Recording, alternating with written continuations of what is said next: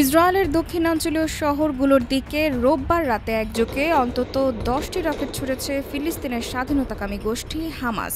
দেশটির গণমাধ্যম জানিয়েছে কয়েক মাসের মধ্যে এটি সবচেয়ে বড় রকেট হামলা। ইসরায়েলি প্রতিরক্ষা বাহিনী জানায় রকেট প্রতিরক্ষা ব্যবস্থা 10টি রকেটের মধ্যে 5টি ভূপাতিত করতে সক্ষম হয়। তবে একটি রকেট সরাসরি আশকেলন শহরে আঘাত হানে, যাতে একজন আহত হন এবং বেশ কিছু ক্ষয়ক্ষতির ঘটনা ঘটে।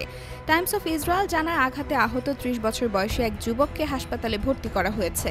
এছাড়া আশ্রয় কেন্দ্রে দৌড়ানোর সময় আরও 2 জন আহত হয়েছেন বলে জানায় দেশটির জরুরি সেবা সংস্থা।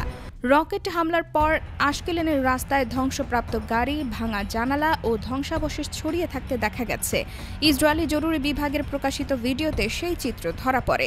রকেটগুলো মধ্য গাজার দিয়ের আর বালাহ এলাকা থেকে ছোড়া হয়েছে বলে দাবি করেছে ইসরায়েল, যদিও বর্তমানে সেখানে ইসরায়েলি বাহিনীর কোনো সক্রিয় অভিযান চলমান নেই। হামলার কিছুক্ষণ পরই হামাস দায় স্বীকার করে এবং জানায় গাজায় ইসরায়েলের নির্বিচারে বেসামরিক হত্যার জবাবেই এই হামলা চালানো হয়েছে।